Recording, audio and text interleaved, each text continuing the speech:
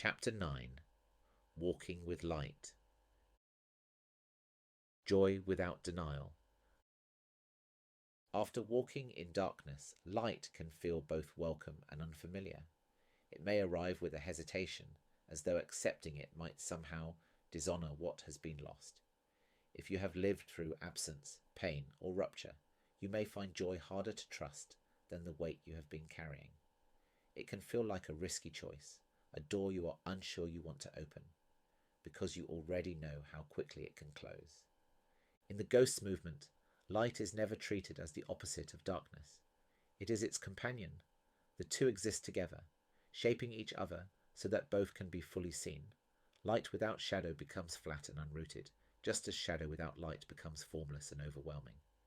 The living presence of both allows us to recognize the whole shape of a life. The kind of light worth carrying is not the glare that blinds you to what came before, nor the shallow brightness of forced cheer. It is not an escape into distraction, nor a smile worn to keep others comfortable. It is a quieter, steadier warmth that remains aware of shadow, while refusing to be extinguished by it. This kind of light can be walked with not as a spotlight that erases the past, but as a companion that knows where you have been. Light can arrive gradually, in moments so ordinary they might pass without notice. The familiar sound of someone calling your name, the texture of a favourite jumper after it has warmed against your skin. Morning light pooling across the floor while you make tea, the first proper meal you enjoy after weeks of going without appetite. It can also arrive suddenly, in the middle of a moment you thought could hold no beauty. Laughter breaking through a tense conversation, a stranger offering help when you least expect it, or a glimpse of colour and movement in a place you thought empty. For many, the fear is that joy will weaken their connection to what they have lost. There is a suspicion that allowing light in might diminish the depth found in darkness, or signal to others that the loss no longer matters. But joy that denies nothing does the opposite. It deepens connection. It reminds you that life has many textures and that you are capable of holding them all. This joy is not fragile, nor does it disappear the moment life becomes hard again. It asks for no erasure of the parts of you shaped by loss, challenge, or uncertainty. It lives beside them without conflict. Too often, joy is framed as something to earn, chase, or construct, a target that requires constant effort. This turns joy into a measure you can fail, and many people live as though they are falling short. But joy that honours darkness is not something manufactured. It is noticed, received, and allowed. It grows in the space where you stop waiting for the world to meet certain conditions before you can feel alive in it. This joy is steady rather than constant. Like the light that moves across a room during the day, it changes in intensity and angle, but its presence remains possible. You cannot control when it appears, but you can live in a way that makes space for it, not through optimism that refuses the truth, but through a willingness to notice moments of ease, connection, and beauty, even when life is unsteady. Living with this kind of joy means letting go of the false choice between light and dark. You can laugh while grieving. You can feel love while still hurting. You can be grateful while facing an unknown future. These are not contradictions, but expressions of a life that is willing to remain open. Joy in this form is honest. It carries memory, even when it stands in sunlight. It does not betray your history. Instead, it honours it, showing that you are more than the sum of your hardest moments. Often, this joy is quiet. It arrives in ways that do not announce themselves.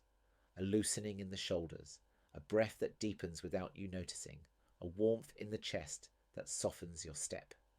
In the breath, joy may open space, slowing and filling without effort. It might happen while listening to a friend, walking through a street you know well, or standing at the window watching weather change.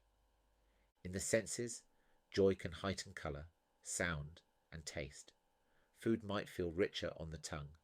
Music may carry a warmth you have not noticed before. You might catch the scent of rain on dry ground, or the rhythm of your own footsteps on a path you have walked hundreds of times. These moments are rarely spectacular.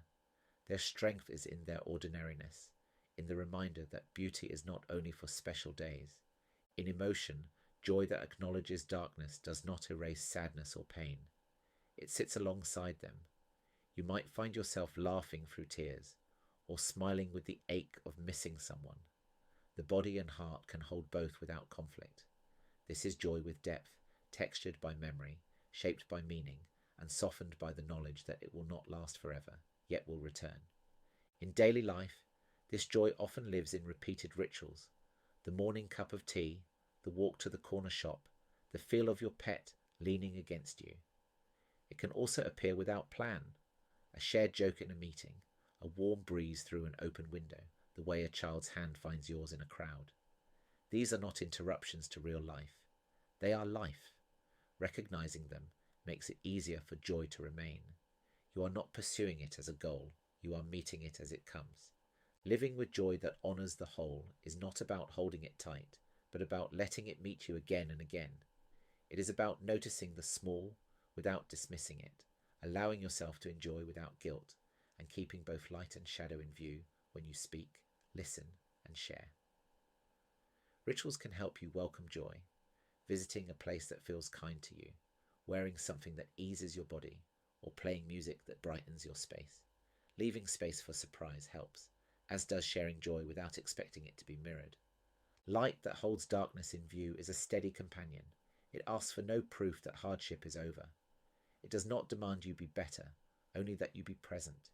Its presence is not a signal of forgetting, but a sign that loss is not your only ground.